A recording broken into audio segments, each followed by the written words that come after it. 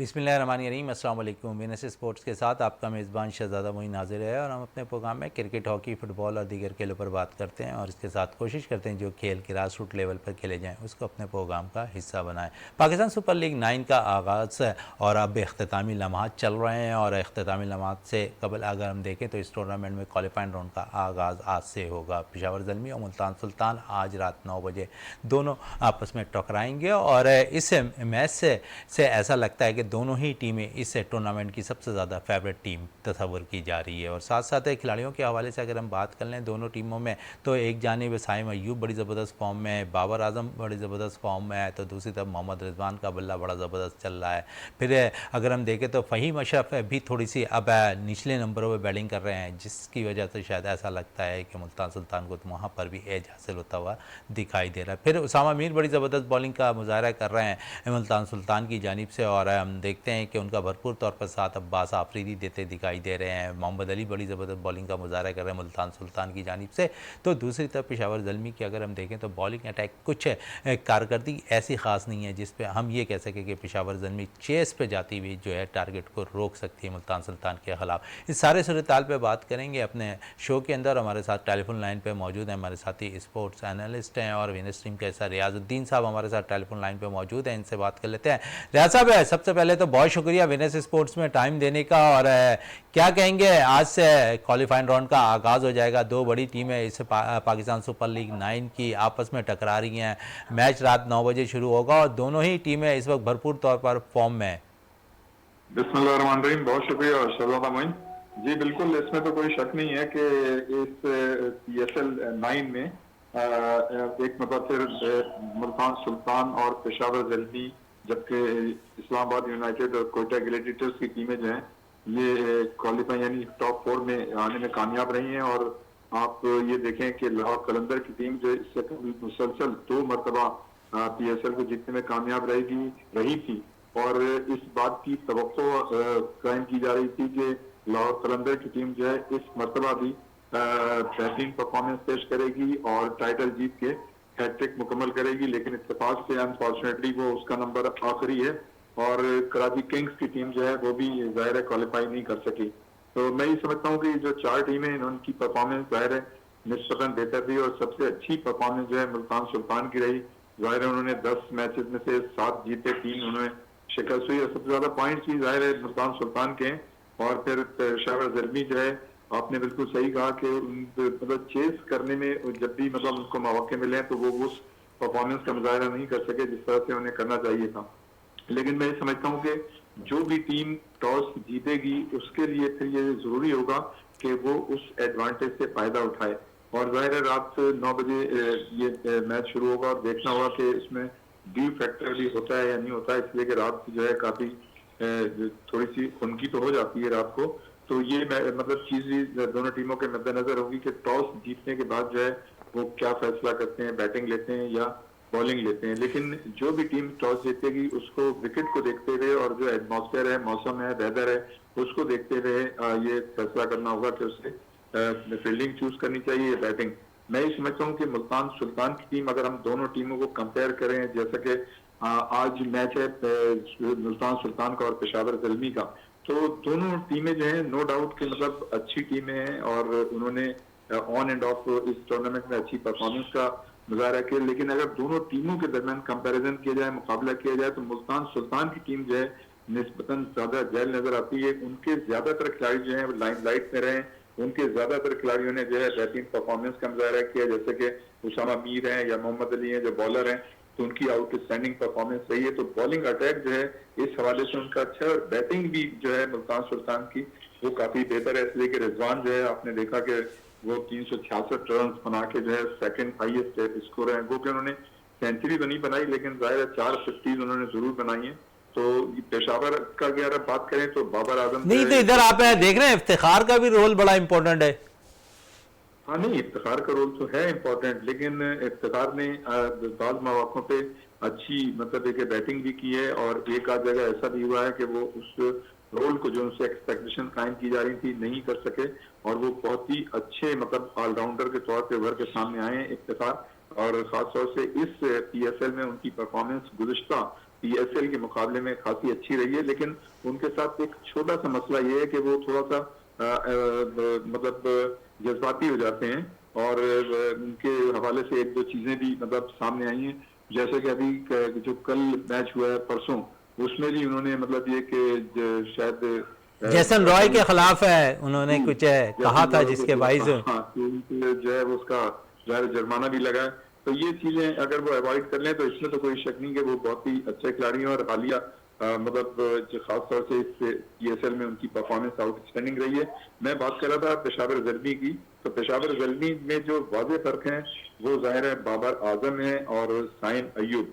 तो सिर्फ इन दोनों की भी परफॉर्मेंस जो है वो बहुत अच्छी है और अगर ये दोनों चल गए तो आप ये समझें कि मतलब पेशावर ज़ल्मी जो है वो भी बेहतरीन परफॉर्मेंस का मुजाहरा कर सकती चले है। पिशावर की तो बैटिंग पे अगर थोड़ी बात कर रहे हैं, रियाजुद्दीन साहब है तो मोहम्मद हारिस को हमने देखा है पिछले मैच में चांस है दिया गया है और मोहम्मद हारिस है T20 के बड़े अच्छे बैटर्स हैं और लास्ट ईयर जो पाकिस्तान सुपर लीग 8 हुई थी उसमें बेहतरीन बैटर्स और बेहतरीन विकेट कीपर के तौर पर सामने आए थे। फिर पाकिस्तान की जानिब से खेलने के उन्हें मौका फराहम किया क्योंकि वहाँ कुछ खातिर कारकर्दगी नहीं रही मोहम्मद हारिस की, लेकिन इंपॉर्टेंट रोल कल के मैच में, आज के मैच में मोहम्मद हारिस भी अदा कर सकते हैं। जी बिल्कुल, देखें हालिया आप महीनों में कह लें या गुज़श्ता साल भी उनकी परफॉर्मेंस एक्स्ट्राऑर्डिनरी रही थी और जब ये खिलाड़ी कुछ और भी नए खिलाड़ी थे जिसमें सऊद शकील थे, साइम अय्यूब थे, ये जब ऑस्ट्रेलिया और न्यूजीलैंड गए तो वो चूंकि देखें वहाँ की कंडीशंस बिल्कुल मुख्तलिफ होती हैं और बड़े बड़े तजुर्बेकार खिलाड़ी वहाँ पर नाकाम रहते हैं। तो उस हवाले से आप इनकी प्लेयर्स के नए प्लेयर्स की जो परफॉर्मेंस थी या उन्होंने नहीं दी, जो तवक्कात थी वो नहीं पूरी की, तो उस पर कोई दोष नहीं देना चाहिए, इसलिए कि वहाँ पे बड़े बड़े खिलाड़ी नाकाम हो जाते हैं। लेकिन वहाँ परफॉर्मेंस देने का ना देने का मतलब ये नहीं है कि ये खिलाड़ी जो है अच्छे नहीं है और इनका मुस्तकबिल ताबनाक है। और इस पीएसएल में जो मतलब उनसे कॉन्फिडेंस किया गया है, जब भी मतलब एक जाहिर है वो खेलते भी रहे। लेकिन ये कि अगर जैसा कि आज मतलब आप कह रहे हैं तो मैं समझता हूँ कि बिल्कुल हारिस में इतनी कैपेसिटी है, इतनी कैपेबिलिटी है और इतने मतलब वो साउंड प्लेयर हैं कि अगर थोड़ा सा भी मतलब उनका एक बात बाल रहा है एक दो ओवर्स में तो यकीनन वो अच्छी इनिंग्स खेल सकते हैं, इसमें तो कोई शक नहीं और सपोर्ट कर सकते हैं अपनी टीम को। लेकिन सबसे अहम रोल जो होगा वो पेशावर ज़ल्मी की तरफ से एक मतलब फिर अदा करना होगा बाबर आजम को और साइम अय्यूब को जो इब्तदाई खिलाड़ी हैं। तो मैं ये समझता हूँ कि अगर किसी भी मतलब चाहे अगर इनकी बैटिंग पहले हो या बाद में हो तो अगर बाबर आजम और साइम अय्यूब अगर अच्छी परफॉर्मेंस कर सकते हैं तो उनकी टीम के लिए आसानी होगी। लेकिन वही वाली बात के चेस करने में जो साबका इनका रिकॉर्ड है वो इतना बेहतर नहीं है, लेकिन ये जरूरी भी नहीं है कि हर मैच में मतलब ये कि वो चेस ना कर सकें। चले हमने हो तो सकता थोड़ी है सी बैटर्स पे बात कर ली है, थोड़े से स्पिन डिपार्टमेंट पे भी बात कर लेते हैं। दोनों जानी बड़े ज़बरदस्त लेग स्पिनर मौजूद है। उसामा मीर टॉप रेडिंग करते हुए इस टूर्नामेंट में दिखाई दे रहे हैं, 21 विकेटें हासिल कर चुके हैं इस टूर्नामेंट में। दूसरी तरफ है पेशावर ज़ल्मी को नौजवान और आरिफ याकूब है जिसने काफ़ी मुतासर किया हुआ है तमाम ही सेलेक्टर्स को और ऐसा लगता है कि आरिफ याकूब ने बड़ी ज़बरदस्त परफॉर्मेंस के बलबूते पर पेशावर ज़ल्मी को एक ऐसे मुकाम पर ला के खड़ा कर दिया है जहां से पेशावर ज़ल्मी जो है टाइटल हो सकता है कि जीतने में कामयाब हो जाए उनकी बॉलिंग की बदौलत। और बड़े ज़बरदस्त बॉलिंग का मुजाहरा भी आरिफ याकूब को इस टूर्नामेंट में कर रहे हैं। क्या कहेंगे दोनों का कंपैरिजन किया जाए अगर उसामा मीर और आरिफ याकूब का? तो देखिए इसमें तो कोई शक नहीं कि उसामा मीर ने तो अपनी परफॉर्मेंस पे साबित किया है। 21 मतलब उन्होंने विकेटें लिए तो ये कमाल की बात है, जबकि जो दूसरे स्पिनर थे वो इतनी विकेटें नहीं ले सके और उनका सबसे अच्छा रिकॉर्ड जो है 22 रन से 3 विकेटें। देखें जो उसामा मीर तो एक तजुर्बेकार खिलाड़ी के तौर पर सामने आए, उन्होंने अपनी परफॉर्मेंस जो है वो प्रूव भी कर दी है। अच्छा आरिफ याकूब जैसे जो खिलाड़ी होते हैं चूंकि ये नए होते हैं तो अपोनेंट जो बैटर्स होते हैं उनको इतना अंदाजा नहीं होता, उनके सामने वो खेल नहीं चुके होते तो वो जो है ट्रैप हो जाते हैं। तो मैं ये समझता हूँ कि आरिफ याकूब की जो एक्सपर्टीज थी वो यही थी कि बहुत से बैटर जो थे उनके सामने इतने ज्यादा खेले नहीं थे तो जाहिर है उन्होंने विकेटें लेने में कामयाबी हासिल की। लेकिन अगर आप उनका कंपैरिजन जो है उसामा मीर के साथ करेंगे तो उसामा मीर एक तजुर्बाकार मतलब जाहिर है बॉलर हैं, स्पिनर हैं और इससे कबल भी मतलब बहुत सारे बैटर जो है इनके अगेंस्ट खेल चुके थे, लेकिन उसके बावजूद उसामा मीर ने अच्छी परफॉर्मेंस पेश की।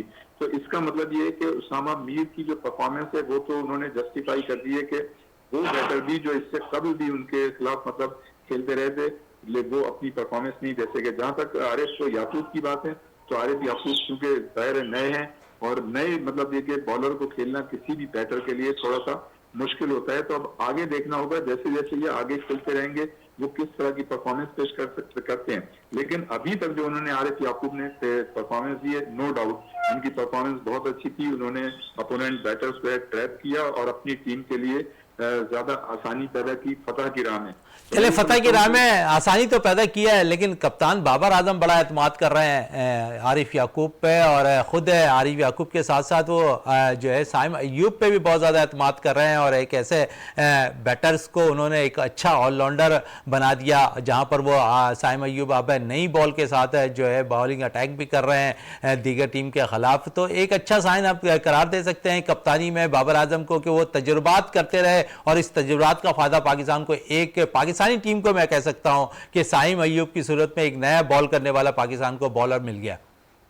हाँ, इसमें शहजादा दोनों चीजें होती हैं। एक तो ये होता है कि जो नया मतलब न्यू कॉमर खिलाड़ी है, इमर्जिंग खिलाड़ी है, अगर वो आया है और उसने अपनी खिलाड़ी मतलब अपनी परफॉर्मेंस से कोई स्पार्क पैदा किया है, तो यकीनन जो कप्तान है वो मतलब ये चीज उसकी परफॉर्मेंस जो है अट्रैक्ट करती है। न सिर्फ कप्तानों करती है, शायकीन को भी करती है, माहिरीन को भी करती है, सिलेक्टर्स को भी करती है। तो ये जो बड़े मतलब प्लेयर्स होते हैं साबिक, आप चाहे उन्हें सिलेक्शन कमेटी का मेंबर कह लें, कप्तान कह लें, तो उनमें बहुत कम ऐसे लोग हैं जिनमें फोर्स ही करने की सलाहियत होती है खिलाड़ी, नए खिलाड़ी को देख के कि ये आगे कितना बेहतरीन परफॉर्मेंस पेश कर सकता है। तो मैं समझता हूँ कि यकीनन इनमें भी, आरिफ याकूब में भी ऐसी खूबी है और साइम अय्यूब में भी ऐसी खूबी है कि बाबर आजम जैसा खिलाड़ी जो मतलब इस वक्त 25,000 रन जो है कंप्लीट कर चुका है, और जो मतलब 498 रन जो है 498 रन इस पीएसएल में बना चुका है। पिछले पीएसएल में जो नंबर 1 बैट्समैन थे और आईसीसी की रैंकिंग में भी वो टॉप पे। अब तो टेस्ट सीरीज टेस्ट में भी वो मेरे ख्याल से गालिबन तीसरे नंबर पे आ गए। तो वनडे में मतलब नंबर 1 इतनी, पोजीशन पर भी हैं। जी वनडे में नंबर 1 पोजीशन पे हैं। तो इतना तजुर्बेकार खिलाड़ी अगर दो अपने नए खिलाड़ियों को देख के उनको न सिर्फ मौके दे और बल्कि उनके लिए अगर पॉजिटिव अल्फाज अदा करे, तो इसका मतलब है कि इन दोनों खिलाड़ियों का मुस्तकबिल ताबनाक है। और जो मतलब बर्थ है इस वक्त बाबर आजम की, वो कप्तान नहीं भी हैं, लेकिन उनकी बातों का ज़ाहिर है असर जो है वो जो सिलेक्टर्स हैं वो भी महसूस करेंगे, और जो उनका स्टाफ होता है कोचिंग वो चले भी महसूस कप्तानी पे करेगा। थोड़ा सा आपने तस्करा कर दिया, तो थोड़ी सी बात है शाहिनशाह आफरीदी के हवाले से भी कर लेते हैं। रियाजुद्दीन साहब है, अब ऐसा लगता है कि उन्होंने तो T20 सीरीज़ में न्यूजीलैंड के ख़िलाफ़ पाकिस्तान की जानिब से पहली दफ़ा क़यादत की, जहां पर पाकिस्तान को 4-1 से शिकस्त का सामना करना पड़ा। पाकिस्तान सुपर लीग 9 का आगाज़ हुआ, और 9 के आगाज़ में हमने देखा कि लाहौर कलंदर्स को 8 मैच में शिकस्त हुई, 1 में फतह और 1 में बारिश की नज़र मैच हुआ। 8 मैचेस की मुसलसल अगर हम देखें तो उनकी नाकिस कप्तानी के बाइस ऐसा लगता था कि लाहौर कलंदर्स को बड़ा नुकसान हुआ। लाहौर कलंदर्स इस टूर्नामेंट में बिल्कुल फ्लॉप होकर दिखाई दी इस टूर्नामेंट के अंदर। आप समझते हैं कप्तानी का भी बड़ा अहम रोल होता है। और अब सेलेक्टर, क्योंकि पाकिस्तान को न्यूजीलैंड के ख़िलाफ़ सीरीज़ खेलनी है, वेस्ट इंडीज़ के ख़िलाफ़, आयरलैंड के ख़िलाफ़ सीरीज़ खेलनी है, तो यहाँ पर पाकिस्तान सेलेक्टर कप्तानी में कोई रद्दोबदल करते नज़र आते हुए दिखाई दे रहे हैं आपको, या फिर शाहिनशाह आफरीदी के साथ ही जाने को तरजीह देंगे? देखिए शहजादा, इसमें जो पीएसएल में अगर पेशावर ज़ल्मी की आप पूरी परफॉर्मेंस देखें तो नो डाउट जो मतलब बात आपने की, कप्तान का तो रोल अहम होता है, लेकिन ये जरूरी नहीं है कि जो टीम को शिकस्त होती है वो सिर्फ और सिर्फ कप्तान ही के डिसीजन की वजह से होती है। ऐसा नहीं होता।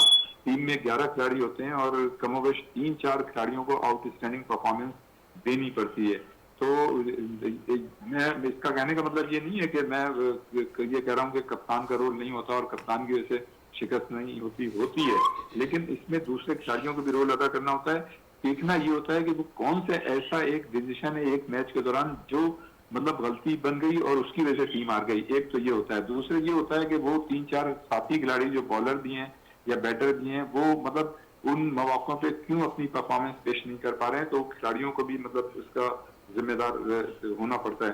तो मैं ये समझता हूँ कि एक कॉम्बिनेशन होता है कप्तान के डिसीजंस का भी और खिलाड़ियों की कारकर्दगी का भी। तो मैं ये समझता हूँ कि सारी जिम्मेदारी सिर्फ शाहिनशाह आफरीदी पे नहीं है शिकस्त की, और उनके खिलाड़ी जो हैं वो बर वक्त मतलब परफॉर्मेंस पेश नहीं कर सके। और आप ये देखें कि पेशावर ज़िल्मी के अक्सर मैचेस में उन्हें नाकामी जो हुई है वो आखिरी गेंद पे हुई है। पेशावर ज़िल्मी की जो नाकामियां हैं वो वन साइडेड मैचेस नहीं थे, बल्कि वो लड़ के हारे हैं। तो इसमें आप किस्मत की खराबी भी कह सकते हैं, कप्तान की बाज मौकों पे गलत हिकमत अमली भी कह सकते हैं, और खिलाड़ियों ने जो परफॉर्मेंस देनी चाहिए थी आप उसको भी दे सकते हैं। लेकिन एक चीज मैं जरूर यहाँ पे ऐड करूंगा कि मेरा ख्याल है कि पूरी टीम जो थी वो राशिद खान पे रिलाय कर रही थी जब ये पीएसएल में मतलब शिरकत करने से कबल। लेकिन जब वो शिरकत लेकिन दूसरी मतलब तरफ अगर हम देखें तो रियाजुद्दीन साहब है, फ़खर जमान का भी बल्ला नहीं चला, बड़े जी जो बिल्कुल कॉन्फिडेंस बिल्कुल अंदाज बिल्कुल। में लाहौर कलंदर को फतह दिलाते रहे हैं माजी में फ़खर जमान, लेकिन इस दफ़ा फ़खर जमान का भी बल्ला नहीं चला, फिर राशिद खान नहीं आए, तो बहुत से फ़र्क तो होता हुआ दिखाई दे रहा है, क्योंकि राशिद खान अब आयरलैंड के खिलाफ T20 सीरीज़ में फिट होकर कप्तानी भी करते दिखाई देंगे अफगानिस्तान टीम के। बिल्कुल देखें, राशिद खान ने तो अपनी परफॉर्मेंस न सिर्फ अपनी अफगानिस्तान की टीम के लिए दी है, बल्कि आप ये देखें जो पीएसएल है उसमें भी उनकी परफॉर्मेंस हमेशा से आउटस्टैंडिंग रही है, और जो बीच के ओवर्स होते हैं उसमें वो अहम कारनामा अंजाम देते हैं। तो एक तो राशिद खान की वजह से, दूसरे फखर जमान की वजह से जो परफॉर्मेंस पेश नहीं कर सके, फिर हारिस रऊफ जो है वो अनफिट हो गए। तो मतलब ये सारी चीजें मिल के जो है उनकी टीम जो है उसको शिकस्त हुई है। तो ये सिर्फ कहना कि जी कप्तान की मतलब शाहिनशाह अफरीदी की वजह से, मैं इसको मतलब नहीं मानता।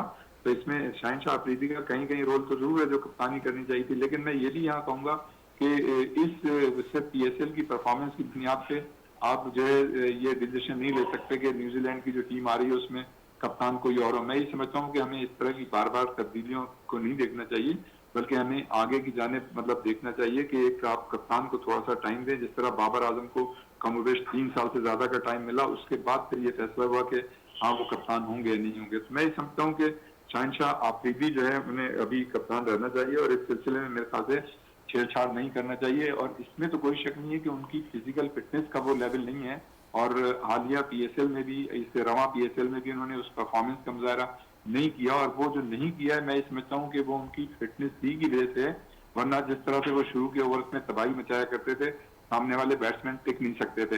तो ये तो इसमें तो कोई शक नहीं है कि उनकी परफॉर्मेंस जो है वैसे बॉलर भी थोड़ी सी कम हुई है और वैसे कप्तान भी। लेकिन पूरी टीम जो एक बैलेंस होनी चाहिए थी, वो उनकी टीम बैलेंस नहीं थी, जिसकी वजह से उन्हें शिकस्त हुई है। अब मुस्तकबिल में चलें, आप ये कह शिकस्त हुई सकते है, हैं कि लेकिन रियाज साहब थोड़ी सी आज के मैच पे बात कर लें, क्योंकि आज थोड़ा सा एज है, बड़ा इंपॉर्टेंट मैच है दोनों टीमों के लिए, और ऐसा लगता है कि मुल्तान सुल्तान को पेशावर पे ज़्यादा एज है। मोहम्मद अली अच्छी बॉल कर रहे हैं, आप क्या कहेंगे? मोहम्मद अली के हवाले से बड़ी अच्छी इस टूर्नामेंट में परफॉर्मेंस दिखाई है मोहम्मद अली ने।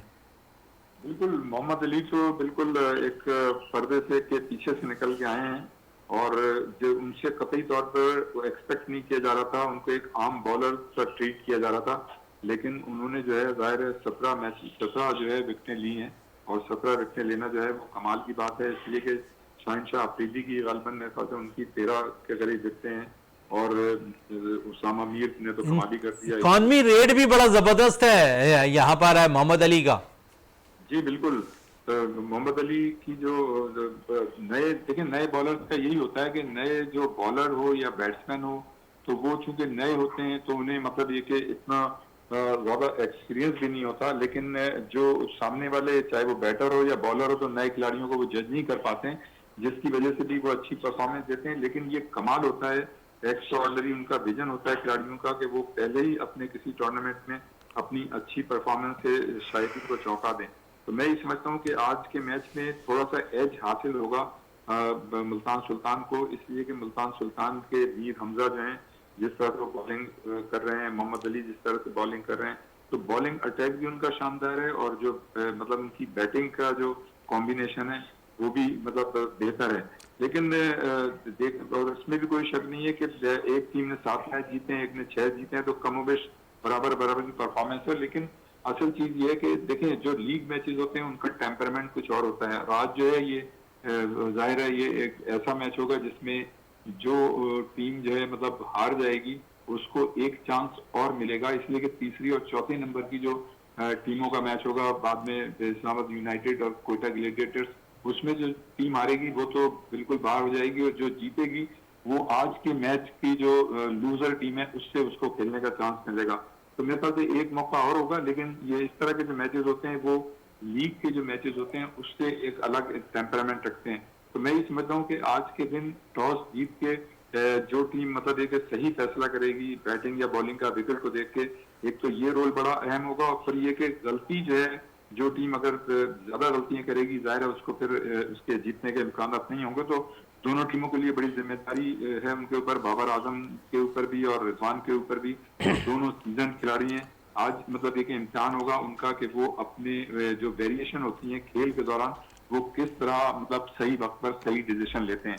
तो मैं ये समझता हूँ कि जैसा आपने भी कहा कि मुल्तान सुल्तान को एज हासिल होगा, लेकिन एज हासिल होने में रिकॉर्ड स्टैटिस्टिक जो है वो पास्ट मैचेस की काम नहीं आती। जब मैच हो रहा होता है उस दौरान मतलब जो प्लेयर्स परफॉर्मेंस दे रहे होते हैं या जो कप्तान डिसीजन ले रहा होता है वो बड़ा अहम होगा आज के दिन। चले में अहम होगा, लेकिन क्योंकि हमें मैचेस कराची में जितने भी होते थे, रियाजुद्दीन साहब 7 बजे हुआ करते थे। अब रमज़ानुल मुबारक में ये दूसरा मैच होगा जो 9 बजे शुरू होगा। पहले मैच में आपने देख लिया क्या कंडीशन थी। तो आज का मैच इसलिए मैं इंपॉर्टेंट करार दे रहा हूँ क्योंकि जो टीम जीतेगी फाइनल के लिए क्वालिफाई कर जाएगी। और आज के मैच में क्योंकि मैच रात बजे शुरू होना है, कराची का मौसम भी थोड़ा सा तब्दील होता हुआ नज़र आ रहा है, तो ड्यू फैक्टर है क्योंकि सेकंड बैटिंग करने वाली टीम को शायद ज़्यादा महसूस होगी। बिल्कुल हाँ, जैसा मैंने पहले अपने उसमें कहा था कि ड्यू फैक्टर जो है वो इन्वॉल्व होगा। और कराची में गो के मतलब एक दिन में तो गर्मी तो होती है, लेकिन ये कि अभी आज 4-5 दिन पहले थी, लेकिन अभी आप देखें कि थोड़ा सा मौसम मुख्तलिफ है और रात को तो यकीनन ठंड भी होगी। तो ड्यू फैक्टर तो होगा, और जो जाहिर है दूसरी मतलब टीम जब आएगी मैदान में तो यकीनन उसके लिए ये जो है अहम साबित होगा, और देखना होगा कि वो ड्यू फैक्टर के होते हुए किस तरह से मतलब अपने आप को एडजस्ट करते हैं। तो ड्यू फैक्टर का तो बड़ा अहम रोल होता है, और उससे निपटने के लिए जाहिर है ये एक्सपर्टीज होती है खिलाड़ियों की। जो बेंच ऑफिशियल्स होते हैं वो किस तरह से मतलब अपनी हिकमत अमली जो है तय करते हैं। तो बाकी तो किस्मत पे खैर होता ही है, लेकिन खिलाड़ियों को जाहिर है मैदान के अंदर परफॉर्मेंस भी देनी होती है, और वो देनी चाहिए। आपने देखा कि इस पूरे टूर्नामेंट में अक्सर हमने देखा कि परसेंटेज काफी बढ़ी है मैचों की जो 1-1, 2-2 रन से जीते हैं, या आप देखें कि आखिरी गेंदों पे मतलब वो डिसाइड हुए। तो बड़े एक्साइटेड मैच हुए हैं, फोटो फिनिश मैच हुए हैं, और इसमें यकीनन शायकीन की भी दिलचस्पी होती है। तो इस तरह के मैचेस से जो है शायकीन जो है लुत्फ अंदोज होते हैं। तो मैं ये समझता हूँ कि आज का जो मैच है यकीनन शायकीन के नुक्ते नजर से भी, माहिरीन के नुक्ते नजर से भी, और खिलाड़ियों के और दोनों टीमों के नुक्ते नजर से भी देखना होगा कि वो किस तरह से परफॉर्म करते हैं। चलें, इस पाकिस्तान सुपर लीग में अब हम देखते हैं गैर मुल्की जो खिलाड़ी हैं माइकल एसी, वो भी ये कहते हुए दिखाई दे रहे हैं कि पाकिस्तान में टैलेंट बहुत ज़्यादा है, और इस टैलेंट की बदौलत ही पाकिस्तान दुनिया भर में राज करता दिखाई देता है। खासकर इसी टैलेंट की बदौलत तमाम ही लीग जो दुनिया भर में खेली जाती है उसमें पाकिस्तानी खिलाड़ियों की शमूलियत लाजमी करार दी जा रही होती है, सिवाय BPL के जहाँ पर पाकिस्तानी और IPL पे जहाँ पर हम देखते हैं कि वहाँ पर पाकिस्तानी खिलाड़ियों को इजाज़त नहीं है। लेकिन तमामी जो लीग सुपर लीग होती है वह पाकिस्तानी खिलाड़ी जो है शामिल लाजमी होते हैं। क्या समझते हैं कि यही वो नर्सरी हमारी पाकिस्तान की जहां से खिलाड़ी निकल कर सामने आते हैं? हाँ बिल्कुल, देखें एक जमाना ये था कि हालांकि चाहिए हमारी फर्स्ट क्लास क्रिकेट है, और जो डोमेस्टिक क्रिकेट है उसके जो अच्छे परफॉर्मर हैं हम उनको मतलब एक अहमियत दें। तो आपने देखा कि माजी में मतलब ऐसा बहुत कम हुआ, और खासतौर से अब जब से PSL शुरू हुई है जब से तो और भी ऐसा हो गया है कि PSL की मतलब में जो खिलाड़ी आउटस्टैंडिंग परफॉर्मेंस का मुजाहरा करते हैं तो उन्हीं खिलाड़ियों को जो है वो टीमों में रखा जाता है।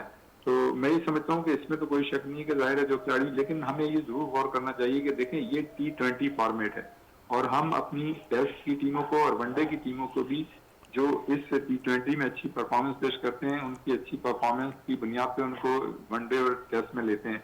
तो मेरे ख्याल से ये हम थोड़ी सी ज्यादती करते हैं उन प्लेयर्स के साथ जो मतलब डोमेस्टिक क्रिकेट में या फर्स्ट क्लास क्रिकेट में अच्छी परफॉर्मेंस का मुजाहरा करते हैं। इसलिए कि फर्स्ट क्लास क्रिकेट और जो हमारी पाकिस्तान की डोमेस्टिक क्रिकेट है वो जो है जाहिर है T20 से के अलावा मतलब ज्यादा ओवर्स की होती है, तो उसकी परफॉर्मेंस की बुनियाद पे हमें टीमों में खिलाड़ियों को सिलेक्ट करना चाहिए।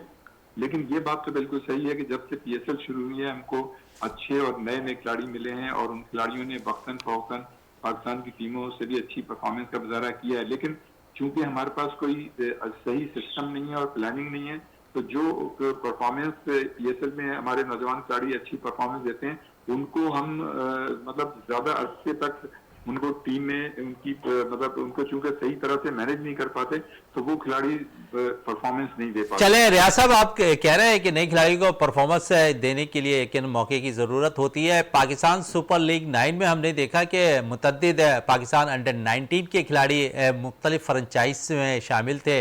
आप समझते थे कि उन्हें मुकम्मल थोड़ा सा अगर सपोर्ट दिया जाता, उनको मुकम्मल मैचेस दिए जाते तो उनका टैलेंट पाकिस्तान में नज़र आता? गो कि उन्होंने वर्ल्ड कप में अंडर 19 में बड़ी ज़बरदस्त परफॉर्मेंस दिखाई है। मैं मोहम्मद जीशान की बात कर रहा हूँ जो फास्ट बॉलर हैं, फिर साद बेग की बात कर रहा हूँ, मेहरान मुमताज़ की बात कर रहा हूँ। 3-4 प्लेयर ऐसे थे पाकिस्तानी टीम के जो अंडर 19 सतह पे बड़ा अच्छा उन्होंने परफॉर्म किया। पाकिस्तान सुपर लीग में भी मुख्तलिफ फ्रेंचाइज में शामिल किए गए और कुछ मौके अगर मेहरान मुमताज़ को भी मिले तो उन्होंने भी परफॉर्म किया। साद बेग गो के एक मैच के बाद ड्रॉप कर दिए गए। फिर इसी तरह मोहम्मद जीशान के साथ भी नाइंसाफ़ी की गई, उन्हें भी मौके कम फराम किए गए। आप समझते हैं उनको थोड़ा सा मौका फराम किया जाता तो वो ज़्यादा बेहतर होता, क्योंकि वो सर्किट से जो है आते हुए नजर आ रहे हैं और अंडर 19 सतह पे परफॉर्मेंस रही है उनकी। देखिए ये जो फ्रेंचाइज होती है ना, इनको इससे कोई गर्ज नहीं होती कि पाकिस्तान की टीम में कौन खिलाड़ी है किसने अच्छी परफॉर्मेंस दी है। वो तो फ्रेंचाइज से जो होती हैं वो मतलब ये देख रही होती है कि कल हमारा मैच कैसे, हमारी पोजीशन क्या है, सामने वाली टीम क्या है, तो उसको मतलब बुनियाद बनाकर वो जो है खिलाड़ियों को मौके देते हैं। तो इसमें तो कोई शक नहीं कि जो आपने नाम दिए जीशान, साद बेग और मेहरान मुमताज, इनकी परफॉर्मेंस जाहिर है आउटस्टैंडिंग रही है और ये ऐसे खिलाड़ी हैं जो इन्होंने परफॉर्मेंस दे दी है। मैं ये समझता हूँ कि मुस्तकबिल में उनको कोई नजरअंदाज नहीं कर सकता। लेकिन जो ये जो पीएसएल हो रही है, मुल्तान सुल्तान से एक और फास्ट बॉलर निकल कर आया है, आफ्ताब इब्राहिम, बड़ा जबरदस्त बॉलर है, वो भी अंडर 19 सतह पे परफॉर्म कर आया है। हाँ बिल्कुल, आफ्ताब इब्राहिम का नाम काफी मतलब ये कि उनकी अच्छी परफॉर्मेंस रही है। और ये देखें, ये तो अभी अंडर 19 है या अंडर 20 है, तो इनके लिए तो एक बड़ा टाइम है। लेकिन ये अच्छी बात है कि इन खिलाड़ियों के नाम जो है इतनी जल्दी जो है मंजर आम पर आ गए, मीडिया पे आ गए, तो इनके लिए तो अभी यही बहुत बड़ी चीज है। लेकिन जो फ्रेंचाइज होती हैं वो कभी भी ये नहीं देखती कि ये खिलाड़ी जो है पाकिस्तान की टीम में आएगा और हम इसे सपोर्ट करें। वो सिर्फ ये देखते हैं कि आज के मैच में हमें मतलब इस मैच से मतलब कितना हम फायदा उठा सकते हैं, ये हम किस तरह से जीत सकते हैं। तो वो उसको देखते हुए टीम को सिलेक्ट करते हैं। उन्हें इससे कोई गर्ज नहीं होती कि आफ्ताब इब्राहिम की क्या पोजीशन है, जीशान क्या है, साद बेग क्या है या मेहरान मुमताज क्या है। नो डाउट इनकी परफॉर्मेंस अच्छी है और इनको मुस्तकबिल में यकीनन मौके मिलेंगे पाकिस्तान की टीम से भी, जो प्रोसेस है, जो तरीक़ाकार है उसके तहत। लेकिन हाँ, ये जरूर होना चाहिए कि जो खिलाड़ी हैं जिनकी परफॉर्मेंस आउटस्टैंडिंग है उनको निगलेक्ट नहीं करना चाहिए, उनको बर वक्त मौके देने चाहिए। और जो एक ज्यादती का तासुर है मैं समझता हूँ कि वो नहीं रहना चाहिए, ताकि खिलाड़ी जो है वो दिल बर्दाश्ता ना हो अपनी परफॉर्मेंस से। इसलिए कि जब कोई अच्छी आउटस्टैंडिंग देने वाला खिलाड़ी अगर उसकी अच्छी परफॉर्मेंस के बावजूद भी उसको मौके नहीं मिलते तो वो डिसहार्टेड हो जाता है और उसकी वो परफॉर्मेंस नहीं रहती जो कि होनी चाहिए। तो मैं ये समझता हूँ कि इसके लिए एक प्लानिंग और सिस्टम को मद्देनजर रखना होगा पाकिस्तान क्रिकेट बोर्ड को, कि जो आउटस्टैंडिंग प्लेयर्स हैं उनको जो है आगे लेके चलें। और यकीनन पाकिस्तान क्रिकेट बोर्ड ने ऐसा किया भी है, जिन खिलाड़ियों की अच्छी परफॉर्मेंस रही है उनको जो है अपने जो एकेडमी है वहां पे उन्होंने बुलाया भी है, उनको तरबियत भी दी है। तो ये एक है तरीक़ेकार। तो इन खिलाड़ियों को मैं समझता हूँ कि मायूस नहीं होना चाहिए, बल्कि उनको जो है अपनी परफॉर्मेंस जो है बेहतर रखनी चाहिए। और ये लीग जो है उन्होंने बड़े मौके पैदा किए हैं और इस लीग की वजह से, पीएसएल की वजह से दुनिया भर में पाकिस्तान क्रिकेट का इमेज भी बना है, पाकिस्तान का एक सॉफ्ट इमेज भी गया है और पीएसएल एक अच्छा ब्रांड हो गया है। और आप ये देखें कि दुनिया भर के खिलाड़ी इसमें आ भी रहे हैं। और खासतौर से आपने देखा कि इज्जत डूसन ने आउटस्टैंडिंग परफॉर्मेंस का मुजाहरा किया है। वो नंबर 3 मैं समझता हूँ जो हाईएस्ट स्कोरर है, उसमें उन्होंने 364 रन बनाए। और ये वाहिद खिलाड़ी हैं जिन्होंने डूसन मतलब कॉर्नर वाहिद खिलाड़ी जिन्होंने 3 सेफ्टीज और 1 सेंचुरी भी स्कोर की है। और दूसरे कि अकील खान जिनका ताल्लुक वेस्ट इंडीज से है, उन्होंने भी शानदार बॉलिंग का मुजाहरा किया है। तो जब वो फॉरेन खिलाड़ी आपकी पीएसएल में आउटस्टैंडिंग परफॉर्मेंस का मुजाहरा करते हैं तो उससे जो है आपकी लीग की वैल्यू जो है दुनिया भर में और बढ़ जाती है। और ये चीज अट्रैक्ट करती है फॉरेन प्लेयर्स को मुस्तकबिल पीएसएल के लिए कि वो भी इस पीएसएल में आए। क्योंकि आम एक परसेप्शन है कि बहुत से लोग ये कहते हैं कि इस पीएसएल में जो नामवर खिलाड़ी थे दुनिया के वो नहीं आए। तो मैं ये समझता हूँ कि ये बात किसी हद तक दुरुस्त जरूर है, लेकिन बहरहाल खिलाड़ी तो आए हैं और बड़े खिलाड़ी आए हैं, जैसे डूसन है, जसन राय हैं, और भी मतलब बहुत से खिलाड़ी जिनके मैं नाम लेता चलें, ये तो रहे। आपने गैर मुल्की प्लेयर्स की बात कर ली है इस टूर्नामेंट में अच्छी कारकर्दगी के हवाले से रियाजुद्दीन साहब है। और अगर थोड़ी बात करें हम पाकिस्तान सुपर लीग 9 में, तो बड़ी अच्छी परफॉर्मेंस माजी में जो पाकिस्तान सुपर लीग भी है उनमें कारकर्दगी दिखाने वाले खिलाड़ियों के हवाले से भी कर लें, क्योंकि PSL 9 में वो खिलाड़ी परफॉर्म नहीं कर सके। आजम खान एक इनिंग खेले, बाकी मैचेस में वो नाकाम नजर आए। जमान खान कोई खातिर खा कारकर्दगी नहीं दिखा सके, फ़खर जमान कोई खातिर खा कारकर्दगी नहीं दिखा सके, हारिस रऊफ कोई खातिर खा कारकर्दगी नहीं दिखा सके। आप समझते हैं कि बहुत से ऐसे प्लेयर हैं, शाहनवाज धानी एक ऐसा प्लेयर था जो उभर कर सामने आया था पाकिस्तान सुपर लीग से, लेकिन वो भी इस टूर्नामेंट में जो है अपनी खातिर कारकर्दगी दिखाने में नाकाम नजर आया। तो कुछ खिलाड़ियों के लिए एक शायद भयानक ख्वाब रहा है यहाँ पर पाकिस्तान सुपर लीग, जहाँ पर वो परफॉर्मेंस नहीं दे पाए। हाँ बिल्कुल, देखें सबसे ज्यादा जो मतलब हमें मायूसी हुई है वो अपना फखर जमान की हुई है। फखर जमान का हमने हमेशा से ये देखा है कि नो डाउट उन्होंने 2017 की जो ICC चैंपियंस ट्रॉफी थी, जिसके कप्तान सरफराज थे, उन्होंने वहाँ आउटस्टैंडिंग परफॉर्मेंस का मुजाहरा किया था। अच्छा, वो जो है तसलसल के साथ उनकी परफॉर्मेंस कभी भी सामने नहीं आती। वो 6, 7, 8 मैचेस में फ्लॉप होते हैं और उसके बाद फिर अच्छी परफॉर्मेंस पेश कर देते हैं। और उनका मतलब इतना कंफर्ट लेवल है सिलेक्शन कमेटी में भी और अपने साथी खिलाड़ियों में भी कि वो 7, 7, 8, 8 मैचेस में परफॉर्म नहीं करते, लेकिन उनको मौके मिलते चले जाते हैं। लेकिन इसी जगह बाद ऐसे खिलाड़ी होते हैं जिनको मतलब इंतजार किया जाता है कि वो खराब परफॉर्मेंस पेश करें और उनको बाहर कर दें।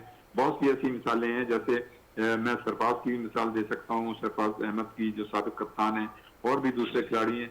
हाँ, रह गई बात जो आपने कहा कि आजम खान या जमान खान, हारिस रऊफ या धानी। हारिस रऊफ का तो मसला ये है कि वो जो वर्ल्ड कप था और जो उन्होंने मना किया था, तो उसकी वजह से उनका थोड़ा सा एक इमेज खराब हुआ। बाकी ये कि वो जो है आप देखें कि वो वाहिद बॉलर है T20 फॉर्मेट के, जो मतलब देखिए पुरानी गेंद से भी मतलब दिखते हैं, जो है लेने में कामयाब रहते हैं और अच्छी बॉलिंग कराते हैं। तो मैं ये समझता हूँ कि हारिस रऊफ तो अभी भी है, लेकिन जब इंजरी होती है किसी भी फास्ट बॉलर को, तो वो फिर उसकी रिकवरी थोड़ा सा मुश्किल होती है और ये बहुत मुश्किल होता है कि वो अपनी गुज़श्ता रिदम जैसी परफॉर्मेंस पेश कर सकें। तो इसी तरह आप देखें शहनशाह अफरीदी का भी है कि वो एक दफे पहले अनफिट हुए थे 2021 में, 2-3 महीने नहीं खेल सके थे, फिर पिछले साल भी वो थोड़े से अनफिट हुए और उसकी वजह से अब वो उस तरह की परफॉर्मेंस नहीं दे पा रहे हैं जो उनकी कप्तानी पे भी असरअंदाज हुई है। रह गई बात धानी की, तो मैं समझता हूँ कि धानी को जो 2 साल पहले उन्होंने एक अच्छी परफॉर्मेंस दी थी, 3 साल पहले, उस वक्त जो उनको मौके मिलने चाहिए थे वो नहीं मिले, जिसकी वजह से अब बतदरीज उनकी परफॉर्मेंस जो है डिक्लाइन की तरफ जा रही है। इसी तरह जमान खान है, वो भी इंजरी का शिकार रहे हैं और उनका एक्शन तो अच्छा, जो भी खिलाड़ी इंजरी का शिकार होकर आ रहा है और उसके बाद टीम का हिस्सा बन रहा है, हम देख रहे हैं उसकी परफॉर्मेंस में कुछ कमी नज़र आ रही है। इसी तरह नसीम शाह बड़ी ज़बरदस्त है, पाकिस्तान के बॉलर हैं, लेकिन इस टूर्नामेंट में वो भी मुतासिर करने में नाकाम नज़र आए। बिल्कुल सही कहा, इसलिए कि देखिए मैंने पहले ही ये कहा कि जो फास्ट बॉलर्स होते हैं उनके लिए रिकवरी करना और उस वापस गुज़श्ता रिदम में आना जो है बड़ा मुश्किल होता है। और शहनशाह आफरीदी की मिसाल हमारे सामने है, नसीम शाह की हमारे सामने मिसाल है, फिर धानी की भी मिसाल हमारे सामने है कि एक तो 2 चीजें होती हैं। एक तो आप जब बड़ी कोई इंजरी हो जाती है तो आपको उतनी ही मतलब मेहनत करनी पड़ती है जो आपने पहले की थी, तो वो फिर जब इंजरी ऐसी हो जाती है तो आप उतनी मेहनत नहीं कर पाते, तो उसकी वजह से जाहिर है परफॉर्मेंस जो है वो डिक्लाइन की तरफ जाती है। धानी की मिसाल भी हमारे सामने है कि वो भी एक आध दफे अनफिट हुए लेकिन उनको मौके भी नहीं मिले, तो खिलाड़ी जो है दिल बर्दाश्ता भी हो जाता है, ये भी वजह होती है। हारिस रऊफ की बात है, अब आप देखें कि वो जब जख्मी हुए हैं वो तकरीबन 3 हफ्ते में मतलब एक वो फिटनेस लेवल पे आएंगे, फिर देखना होगा कि उसके बाद वो क्या न्यूजीलैंड के खिलाफ खेल सकते हैं, और अगर खेल सकते हैं तो वो परफॉर्मेंस दे सकते हैं या नहीं दे सकते। तो ये सब सवालिया निशान है। जहां तक आजम खान जो विकेट कीपर बैटर है, हाँ उनके लिए जरूर एक सवालिया निशान है कि वो जो है अपनी उस जो एक्सपेक्टेशन कायम की जा रही थी परफॉर्मेंस की, वो यकीनन नहीं दे पा रहे हैं, और ये उनके लिए भी मेरे ख्याल से अच्छा नहीं होगा, इसलिए कि वो एक अच्छे मतलब क्रिकेटर हैं, विकेट कीपर भी हैं, बैट्समैन भी हैं, उनकी परफॉर्मेंस भी अच्छी रही है और फिर वो हार्ड हिटर के तौर पर मशहूर हैं। चले, हार्ड हिटिंग की बात हो रही है रियाजुद्दीन साहब, तो थोड़ी सी बात है पाकिस्तान क्रिकेट टीम के टेस्ट खिलाड़ी सऊद शकील की कर लें, जिन्हें ये लेबल लगा हुआ है कि वो शायद टेस्ट क्रिकेट के अच्छे बैटर्स हैं, वनडे के अच्छे बैटर्स हैं, T20 के नहीं है, लेकिन पाकिस्तान सुपर लीग में सबको उन्होंने मुतासिर कर दिया अपनी T20 क्रिकेट के तर्ज पे खेलने की, और जिस तरह उन्होंने कोटा ग्लैडिएटर्स की तरफ से ओपन आकर जो बारी खेली, आप समझते हैं कि सेलेक्टर्स की निगाह अब एक दफ़ा फिर T20 में जो है यहाँ पर सऊद शकील पे बनती दिखाई दे रही है। हाँ बिल्कुल, देखिए असल में मसला ये है कि यहाँ पे ग्रुपिंग है और मतलब देखिए पसंद और नापसंद है, जिसकी वजह से होता ये है कि जिन खिलाड़ियों को बाहर करना होता है उनके खिलाफ एक परसेप्शन बना लिया जाता है कि ये टेस्ट का खिलाड़ी है, ये नहीं चलेगा T20 वनडे में। जिस तरह से हमने असद शफीक को जाया किया, असद शफीक जो है वो वक्त से पहले रिटायर हो गए इसलिए कि उनके साथ ऐसे सलूक रखे गए कि वो अपनी मतलब क्रिकेट जो है कंटिन्यू नहीं कर सके। तो ये जो है मुख्तलिफ खिलाड़ियों के लिए मुख्तलिफ मतलब लोगों की जो सिलेक्टर्स होते हैं उनकी तरजीहात होती हैं।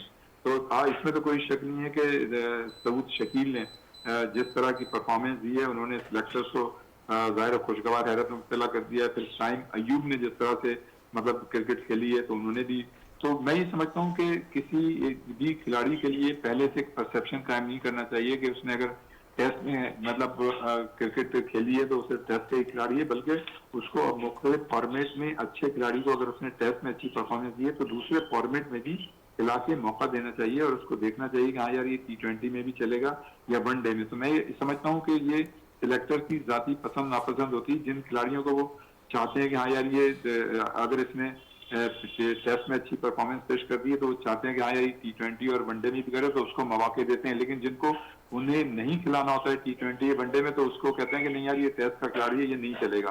तो भाई आप उसको देखें तो पहले, जिस तरह से मतलब सऊद शकील ने अनफॉर्चुनेटली मतलब एक अच्छी परफॉर्मेंस पेश की, या साइम अयूब ने भी साथ T20। साथ सलमान अली आगा ने भी बड़ी जबरदस्त परफॉर्मेंस दी है इस टूर्नामेंट में।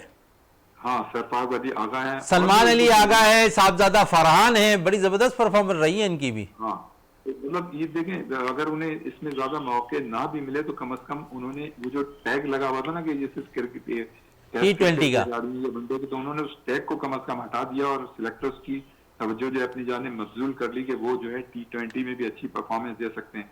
तो इस PSL जो ये जाहिर नवा एडिशन था, तो इससे एक तो बात निकल के सामने आई है कि इस PSL के जरिए हमें अच्छी परफॉर्मेंस देने वाले लड़के जो हैं वो नजर आ गए। जो अच्छा, ये चूंकि PSL जो है इसका इतना हाईलाइट होती है, टेलीविजन पे मुस्तकिल होती है, लोगों का अट्रैक्शन होता है, लोग देखते हैं, बिल्कुल तो इसकी कोई। रियाज साहब इस वक्त मुझे ब्रेक के लिए कहा जा रहा है, ब्रेक से वापस आते हैं तो गुफ्तगू को मज़ीद जारी रखते हैं। हमारे साथ टेलीफोन लाइन पे ही मौजूद रहिएगा।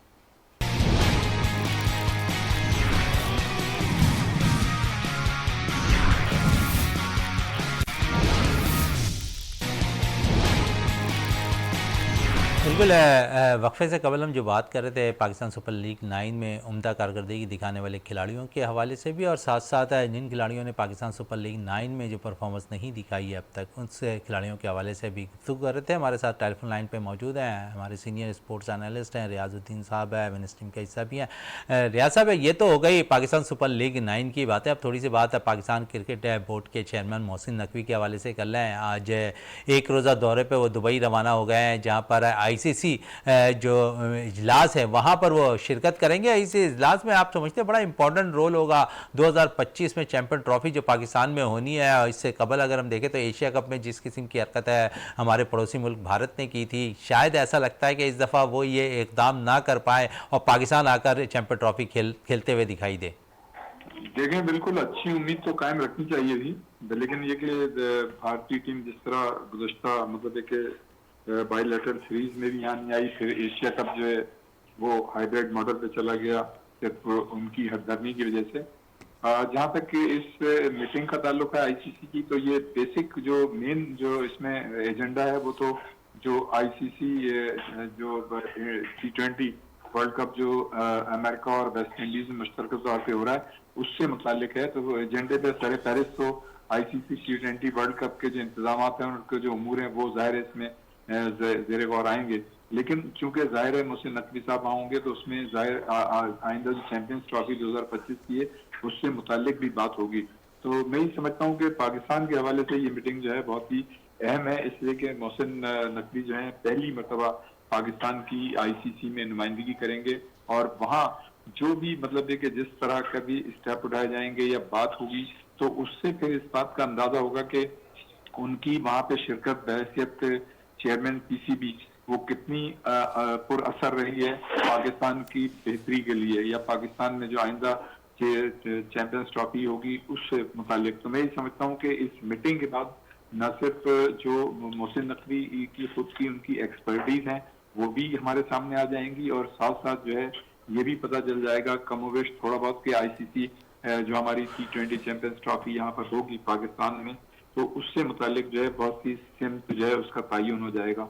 मैं ही समझता हूँ कि पाकिस्तान के लिहाज से यकीनन ये मीटिंग जो है बड़ी अहम है, और इसके दूरदर्श नताइज भी निकलेंगे। और मैं ही समझता हूँ कि कोशिश होनी चाहिए, यकीनन वो कोशिश करेंगे इस बात की कि आईसीसी चैंपियंस ट्रॉफी के पाकिस्तान में इनेकाद में किसी भी किस्म की कोई जो है वो रखना अंदाजी या कोई दुश्वारी सामने ना आए। इसलिए कि भारत की ज़ाहिर है हमेशा से ये कोशिश रही है कि पाकिस्तान के जो इवेंट्स हैं उनको वो मुतासिर करें। हमारी आप ये देखेंगे हमारे पाकिस्तान का कोई भी खिलाड़ी उन्होंने जो है उनकी आईपीएल में शिरकत नहीं करता। शुरू की आईपीएल में शिरकत की थी, उसके बाद उन्होंने पाकिस्तानी खिलाड़ियों पर खुद पाबंदी लगा दी, जबकि इखलाकी तौर पे कतई तौर पे उनको ये नहीं करना चाहिए था कि वो पाबंदी लगाएं। इसलिए न सिर्फ उनके खिलाड़ी हमारी लीग में शिरकत नहीं करते, उनकी टीम भी यहाँ नहीं आती, उनके खिलाड़ियों की भी शिरकत पे पाबंदी है। तो ये जो है हम भारत के ने हमेशा जो है क्रिकेट में और खेलों में सियासत को शामिल किया है, जबकि पाकिस्तान हमेशा से इस बात के फेवर में है कि खेलों में सियासत जो है शामिल नहीं होनी चाहिए, और खेल को खेली की तरह रहना बिल्कुल, चाहिए। खेल को तो खेल ही मैं की तरह रहना चाहिए और ग्राउंड्स में इसका मुकाबला करना चाहिए। रियाजुद्दीन साहब, आपका बहुत शुक्रिया विनेस स्पोर्ट्स में टाइम देने का, और आज के प्रोग्राम में जिस तरह आप गुफ्तगू कर रहे थे हमारे साथ और बहुत सी चीज़ों को वाज़े करते हुए दिखाई दिया, ख़ासकर खिलाड़ियों की कारकर्दगी के हवाले से आपने आज प्रोग्राम में बड़े वाज़े तौर पर इन खिलाड़ियों के परफॉर्मेंस पर बात की। बहुत शुक्रिया रियाजुद्दीन साहब आपका विनेस स्पोर्ट्स में टाइम देने का। इसी के साथ प्रोग्राम का अख्ताम करते हैं। पाकिस्तान जिंदाबाद।